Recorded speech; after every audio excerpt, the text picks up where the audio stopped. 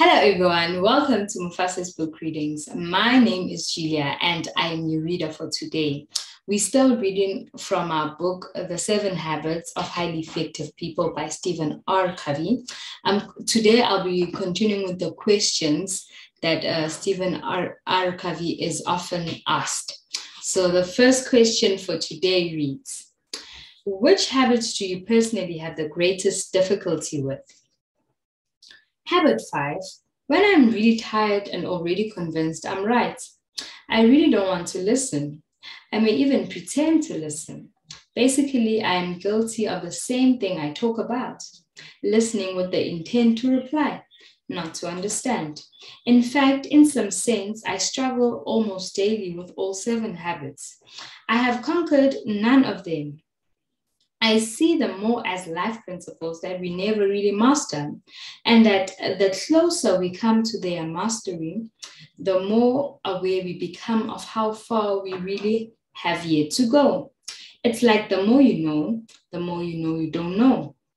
This is why I often gave my university students 50% of the grade for the quality of their questions and the other 50% for the quality of their answer to their questions. Their true level of knowledge is better revealed that way. Similarly, the 7 habits represent an upward cycle. Habit 1 at a high level is vastly different from habit 1 at a lower level. To be proactive at the beginning level may only be awareness of the space between stimulus and response. At the next level, it may involve a choice such as not to get back at or to get even. At the next level, to give feedback. At the next level, to ask forgiveness. At the next level, to forgive. At the next level, to forgive parents. At the next level, to forgive their parents. And at the next level, to simply not take offense. The second question for today reads, you are the vice chairman of Franklin Covey Company. Does Franklin Covey live the 7 habits? We try to. Continually trying to live what we teach is one of our most fundamental values. But we don't do it perfectly. Like any other business, we are challenged by changing market realities and by integrating the 2 cultures of the former Covey Leadership Center and Franklin Quest. The merger took place in the summer of 1997. It takes time, patience, and persistence in applying the principles. And the true test of our success will be in the long run. No snapshots will give an accurate picture. Any airplane is off track much of the time, but just keeps coming back to the flight plan. Eventually, it arrives at its destination. This is true with all of us, individuals, families, or organizations. The key is to have an end in mind and a shared commitment to constant feedback and constant course correction. The third question for today reads, why 7? Not 6 or 8 or 10 or 15? What is so sacred about 7? Nothing is sacred about 7.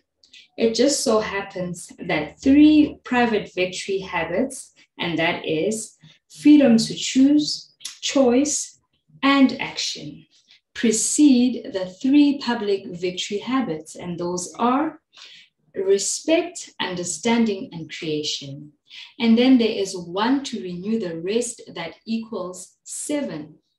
When asked this question, I've always said that if there was some other desirable characteristic you would like make into a habit, you would simply put that under habit 2 as one of the values you are trying to live by.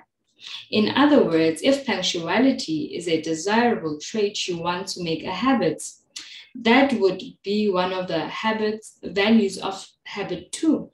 So no matter what else you came up with, you would put it under habit 2, your value system. Habit 1 is the idea that you can have a value system, that you can choose your own value system. Habit 2 is is what those choices or values are. And habit 3 is to live by them.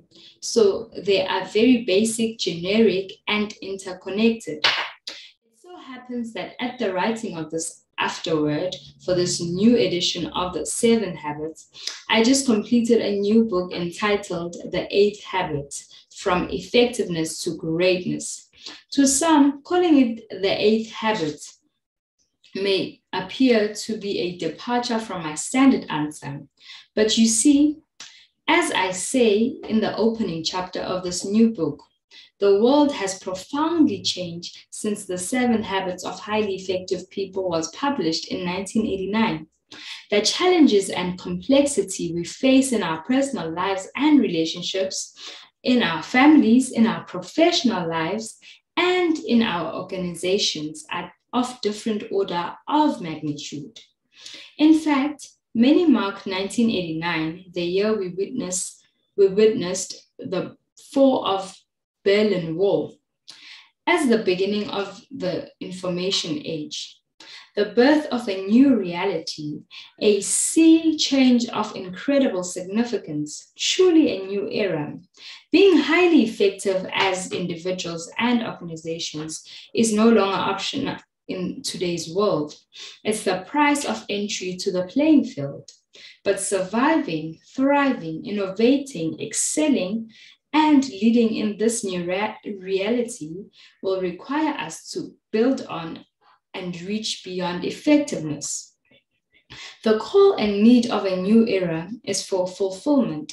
It's for passionate optimization, for significant contribution and greatness. These are on a different plane or dimension. They are a different kind, just as significance is different in kind, not in degree from success. Tapping into higher reaches of human genius and motivation. What we call voice requires a new mindset, a new skill set, a new tool set, a new habit. The 8th habit then is not about adding one more habit to the 7, one that somehow got forgotten. It's about seeing and harnessing the power of a third dimension to the 7 habits that meets the central challenge of the new knowledge worker age. So the 4th question for today reads, how does fame affect you? It affects me in different ways. From an ego standpoint, it's flattering. From a teaching standpoint, it is humbling. But I must strongly acknowledge that I am not the author of any of these principles and deserve absolutely no recognition. I am not saying this because of a desire to be modest and humble. I am saying this because I believe it, that I myself believe it. I see myself, like most of you, as a seeker of truth, of understanding. I am not a guru. I disdain being called a guru. I want to know disciples. I'm only trying to promote a discipleship towards principles that are already in people's hearts, that people will live true to their conscience. The 5th question reads, if you had to do it over again, what is the one thing you would do differently as a business person? I would do more strategic, proactive recruiting and selecting.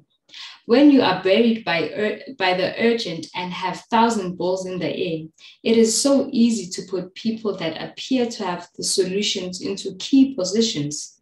The tendency is not to look deeply into their backgrounds and patterns, not to do due diligence, nor is it to carefully develop the criteria that need to be met in the particular roles or assignments. I am convinced that when recruiting and selecting is done strategically, that is, thinking long-term and proactively, not based upon the pressures of the moment, it pays enormous long-term dividends. Someone once said that which we desire most earnestly, we believe most easily. You really have to look deeply into both character and competence. because eventually downstream flaws in either area will manifest themselves in both areas. I am convinced that although training and development is important, recruiting and selection are much more important.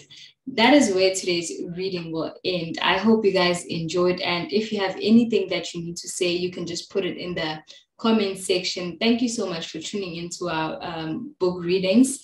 We'll see you in our next video. Thank you so much. Bye.